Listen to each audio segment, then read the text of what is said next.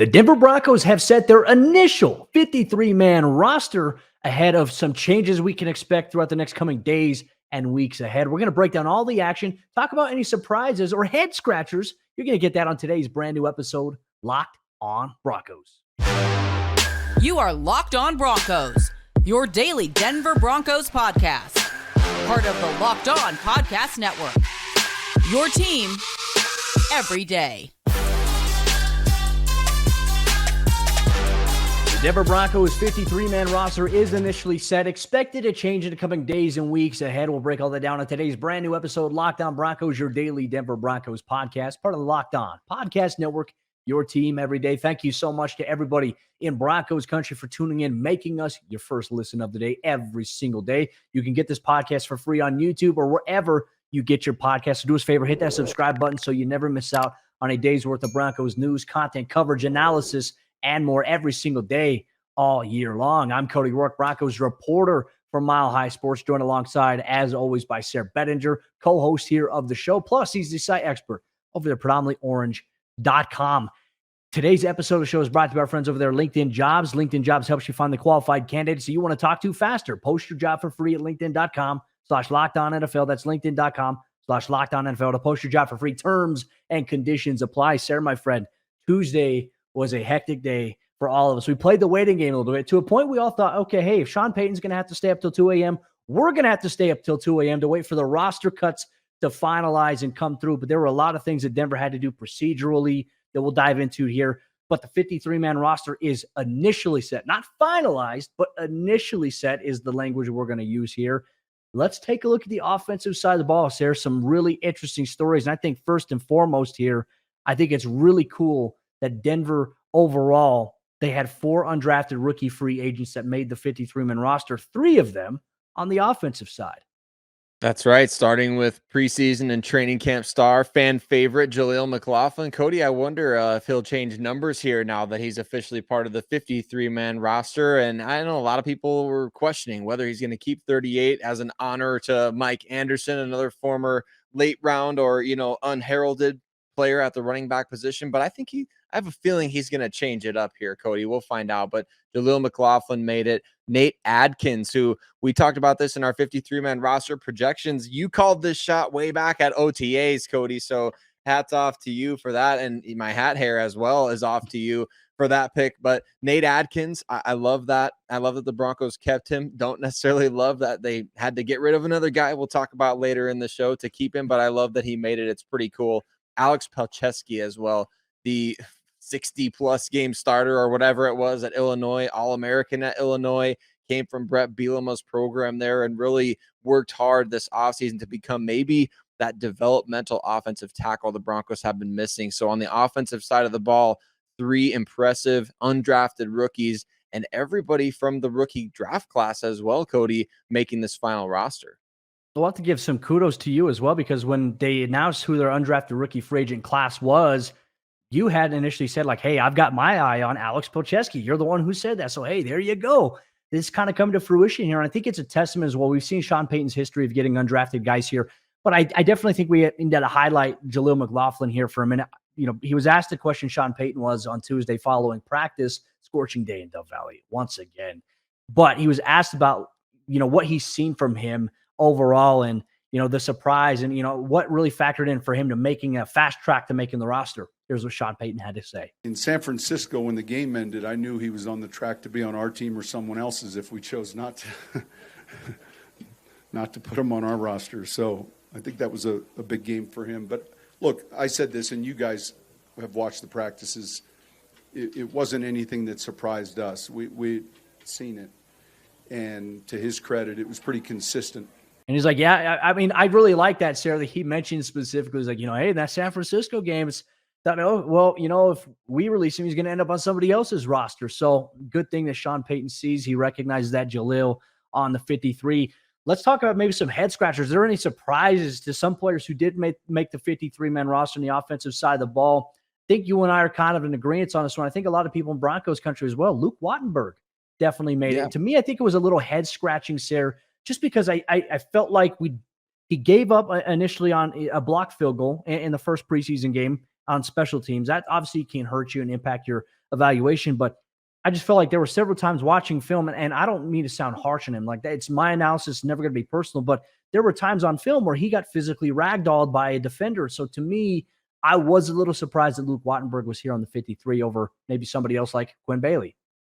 Yeah, I saw him getting thrown around quite a bit, and obviously we discussed him in our lead up to the 53-man roster. Like, is this going to be the coaching staff wins out, or maybe they're on the same page, but coaching staff versus scouting department? Because remember, the Broncos traded up in the 5th round of last year's draft to get him, so obviously somebody really liked him in that scouting department, and they still maybe believe in his potential, or they didn't believe he would sneak through waivers for whatever reason. I'm kind of intrigued by that, to be honest with you. Like, I don't know. I'm with a lot of people in Broncos country wondering, why? I mean, they kept Alex Forsyth, the 7th round pick out of Oregon as well. So it kind of leads to this question, like, did we see enough from Luke Wattenberg at guard to be able to justify keeping all of these guys on the offensive line? Or is it going to be one of those situations to where, okay, we're talking about this on a Tuesday, and it seems head scratching on Tuesday. Maybe the Broncos on Wednesday, Cody, will try to get one of those guys onto the practice squad when they have to obviously address the wide receiver position, because that could be considered arguably the biggest surprise or head scratcher right now. Is the wide receiver position has 3 healthy guys on it. The offensive line has quite a few guys, and it sounds like, Kyle Fuller is going to be coming back to the practice squad. So wide receiver, Cody, you've got Cortland Sutton, Jerry Jeudy, Brandon Johnson, and rookie Marvin Mims. That's 4 guys on the active roster. 3 of those guys, the one that's not going to be healthy enough to start the season. I'm trying to do all of my fingers, and I'm looking. It's not good here on the visual. So if you're watching on YouTube, just bear with me here for a minute. But Cody, Jerry Jeudy not healthy to play week 1 in all likelihood. So that leaves 3 healthy wide receivers on the roster, one of which is Brandon Johnson, who's barely ever played. So I'm fascinated to see what the next 24 hours hold, to see how many changes the Broncos do make on offense. Well, yeah, it's definitely interesting. But I think if things stay par for the course here, then we're going to see a lot of 12 and 13 personnel to maybe open up the season, which isn't a bad thing considering what the team can do with Adam Troutman and even Greg Dulcich in the passing game. I think that's something to keep an eye on. Even if Nate Adkins gets involved, he can definitely do that. But I think if the idea is to pound the rock and open things up in the passing game, and then maybe Jerry Jeudy will come along there. And obviously, as you mentioned, some roster moves, practice squad, maybe calling a guy up to the game day roster for week 1 is definitely something in the works here for the Broncos. Something to keep an eye on in terms of maybe a short-term injured reserve candidate, as pointed out by our good friend Mike Kliss. Alex Palczewski could be a candidate for that. He did suffer, I think, dislocated fingers in that preseason game against the Los Angeles Rams to kind of close things out. So we'll have to see maybe how things go here for the Broncos, but Broncos country, we're eager for your thoughts and your analysis. Is there anything that surprised you on the offensive side of the ball? 23 total players on that side on the initial roster moves made. But what about the defensive side of the ball? That's something you're going to get on today's episode, Locked On Broncos. This episode of the show is brought to you by our friends over there, LinkedIn Jobs. And these days, every new potential hire can feel like a high-stakes wager for your small business. You want to be 100% certain that you have access to the best qualified candidates available. That's why you have to check out LinkedIn Jobs. LinkedIn Jobs helps you find the right people for your team faster and for free.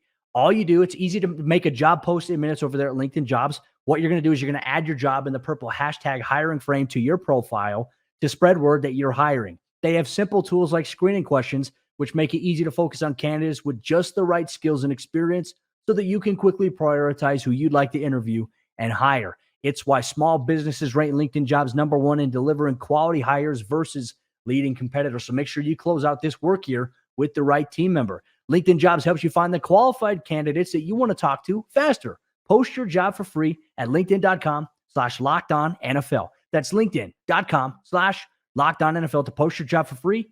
Terms and conditions apply. The Broncos got their roster initially down to 53 players as of Tuesday evening. Cody, we have 23 players offensively for the Broncos, 3 on special teams, and then, of course, 27 to round things out defensively. We know this is going to be fluid for the first, 24 to 48 hours in terms of just monitoring waiver wire, things like that. But defensively, I think you and I agreed as we kind of looked this over.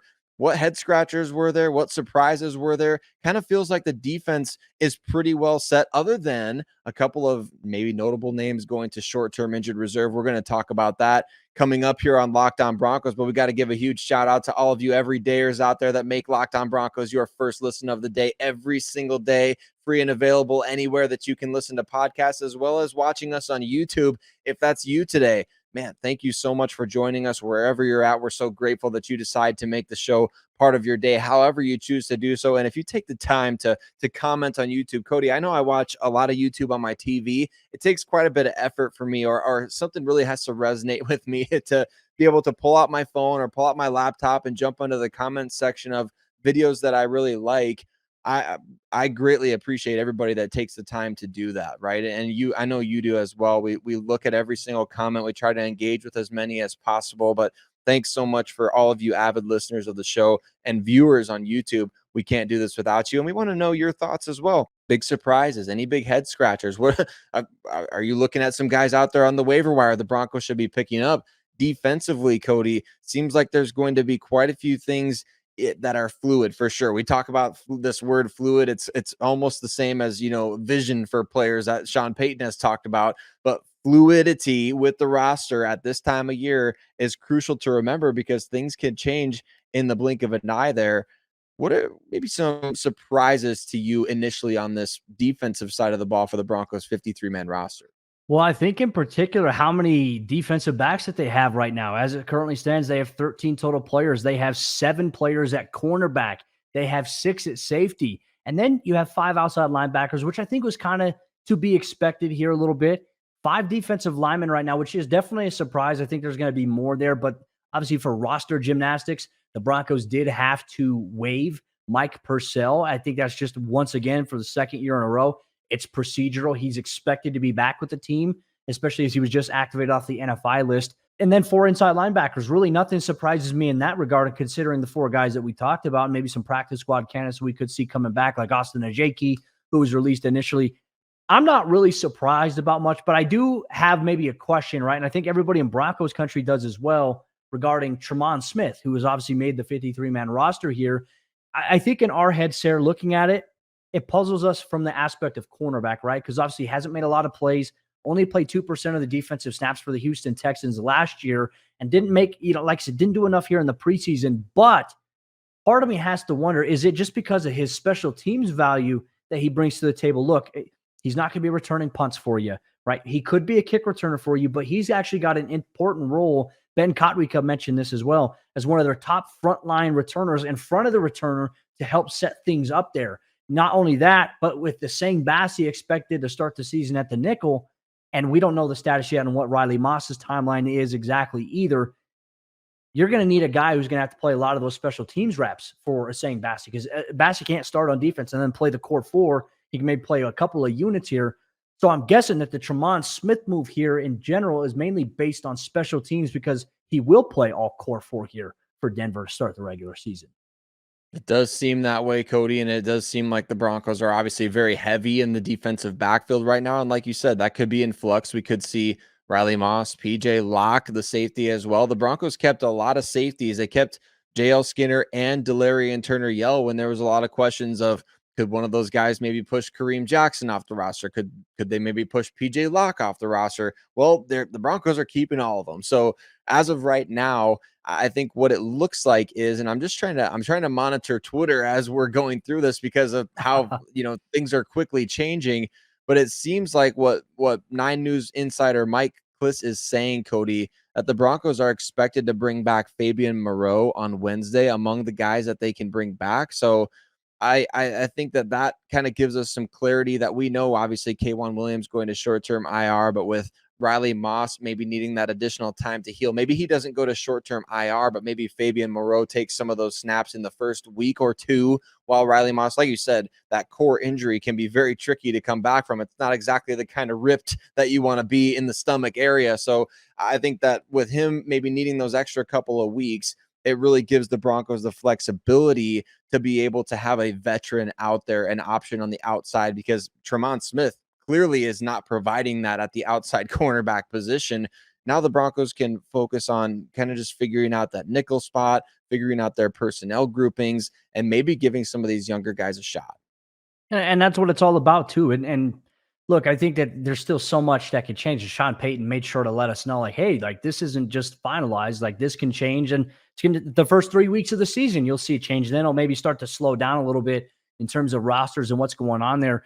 Factoring in, I mean, we talk about the 53. We're not even talking about Baron Browning here. He's obviously going to remain on the PUP list. But I think Broncos GM George Payton gave us a pretty good update on him in a sense that said that he is ahead of schedule with where he's at in his opinion, but also that, he is going to miss those first 4 weeks.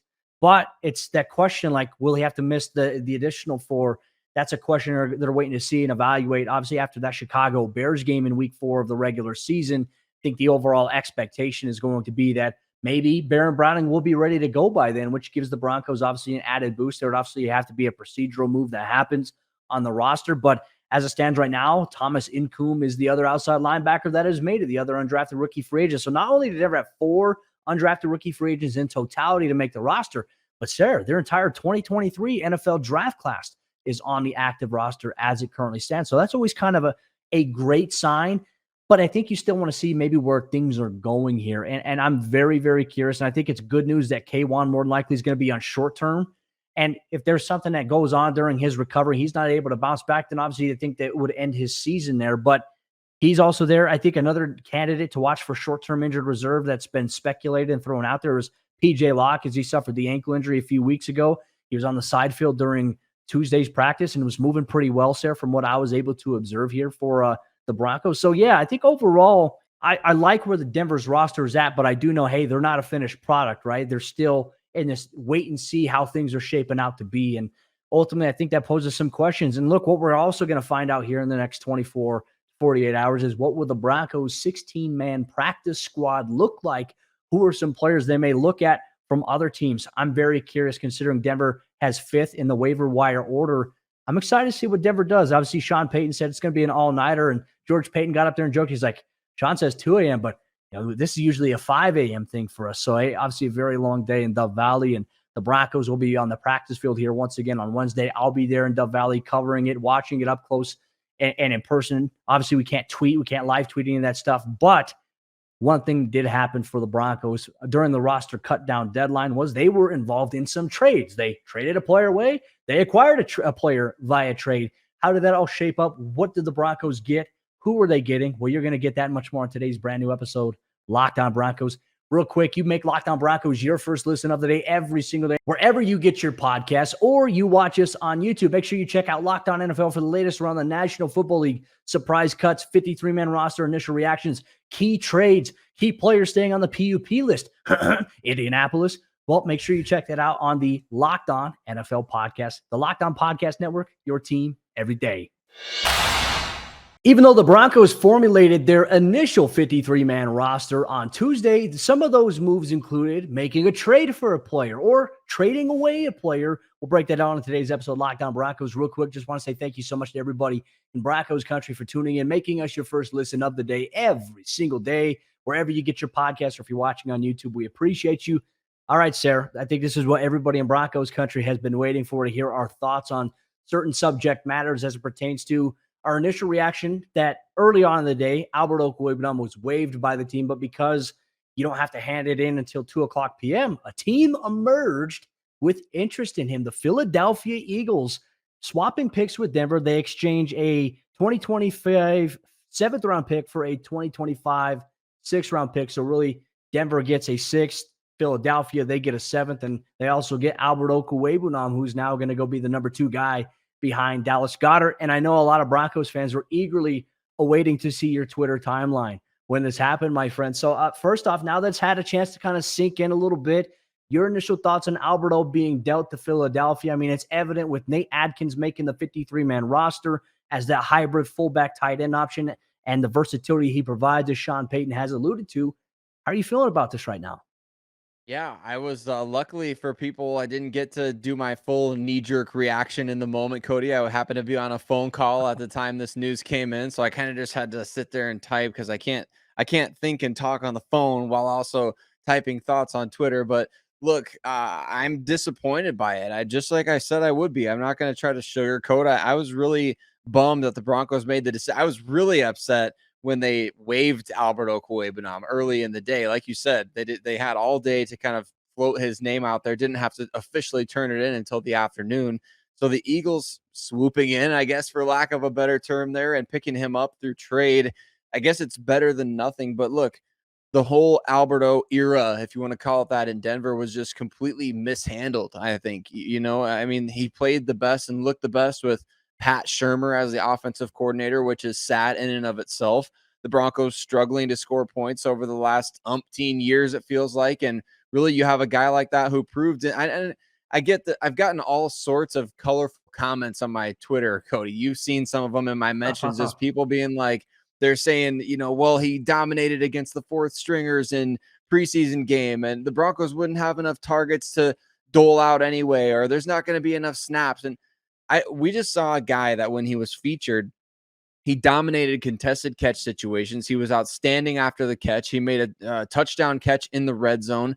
Like, we need to start looking at preseason reps as like, this is a rep in a situation, not a guy going up against. This isn't Patrick Mahomes going up against the JV squad down the road, right? It's Albert Okwuegbunam coming through in situations, and we'd be just as critical of him if he would not have made those plays. And so I'm not trying to die on this particular hill, Cody. I get it. Like, Albert Okwuegbunam was listed as the 5th tight end on the roster. There's no, I mean, that's it. It looks bad on paper, but this is an athlete at 6'5", 260 pounds. Now you're getting Howie Roseman calling you, saying that he wants this guy. And that should make you think for a second, right? Like, oh, Howie Roseman wants this guy. Like, maybe we should just keep him. I don't like the move because of what it represents. It just represents the Broncos. They've given up now officially on a guy that was borderline completely wasted over the last 2 years in Denver. And I think we're going to see him have a lot of success in Philadelphia. I hope we do see Albert have success. Like I said, I've gotten a chance to get to know him last year and through all the mud, right, when things weren't necessarily good. And he's just got a great mindset, a great attitude to it. And look, I hope he catches on. I hope he does great things for the Philadelphia Eagles. And hey, look, if he goes and balls out, you know exactly what the conversation on social media is going to be, Sayre. It's be like, oh my gosh, the Broncos had that guy in the building. But I mean, from Sean Payton's perspective, I also understand it. If they have, okay, you have Troutman, you have Dulcich, and you can make your arguments about what they bring to the table versus maybe what Albert O can. But then you also have Chris Manhertz, where he brings an extra blocker for you, size, athleticism that you can use against premier pass rushers. I understand that. But then Nate Adkins, his ability to play all the special teams things, which is exactly what he did. He probably played more special teams snaps and reps in the preseason than Albert did. But Albert did have a good impact on the special teams reps that he was in on, including helping spring Jaleel McLaughlin open for a 46-yard return in the game against the San Francisco 49ers. So, I mean, there's things that obviously didn't work out for Alberto in Denver. It's unfortunate, but at least Denver's getting a little bit of a pick back, right? And obviously you're getting a 6th-rounder in 2025. Who knows what the Broncos will be able to do with that. But at the end of the day, I mean, if you're going to get something, you might as well get something for them. And that's exactly what the Broncos did here. We're eager for your thoughts as well. Broncos Country, make sure you share along as you're listening or watching here, Locked On Broncos. But let's also talk about another trade that happened that involved the Denver Broncos. And this is something that you and I had talked about a little bit earlier on the week, something that we weren't necessarily a big fan of. It did happen. The Broncos did trade for a kicker. They traded for Wil Lutz, who was obviously in a kicking competition with the New Orleans Saints. And, you know, initially for me, I thought about it. My perspective was, okay, I mean, I get it. Peyton is comfortable with him. He's got familiarity with him. But I also thought Brett Maher did fine. And like I said, he missed that one against the Cardinals. He had one blocked. I don't necessarily hold that against him, but then he didn't miss a single extra point or field goal from that point. And he also had really great kicks in practice. He hardly missed one as well. He included nailing a 59-yarder, nailing a 53-yarder in a move the ball period. So for me, I think this was just more of a comfort thing. And I had a chance to ask Broncos head coach Sean Payton what he thought and really how Wil Lutz might fit into the mix here in Denver. Here's what he had to say. I think he'll fit in fine. At the beginning of the whole process, he was a target for us. We knew they had 2 players. Meanwhile, our guy was doing well. You know, I was there through the whole beginning with Wil, and then, you know, he went through a core muscle injury, much like Riley's going through right now. Obviously, his numbers dropped off a little bit. You know, he had a really good training camp for them. We've seen all of his kicks, and got pretty good information on how his practices went. So a lot of it was, a young player who, we think is extremely talented. And look, this is a place kickers want to be with the altitude and the conditions. So, we're excited about that. And Cody, what I like most about what he said kind of in relation to making this move is that Wil Lutz has made kicks in big games, and you got to be able to trust your kicker in big moments, big spots, right? And so that justification, it calms me down a little bit, because I told you, I'm not in favor of trading any draft capital for a kicker. And I think Broncos fans are, I think maybe the ones that I've interacted with a lot on as I guess roster cut day on Tuesday, they were more so upset, like, well, why did we cut Brandon McManus in the first place? And to me, Brandon McManus was on a clear and obvious decline. He was dressing up as a referee at practice. Like, I mean, it had gotten to the point where a change of scenery was needed there. So like, to me, has nothing to do with that. But for Wil Lutz, he was on a similar decline in New Orleans, right? I mean, we've seen his field goal percentage has gone down each of the last handful of years.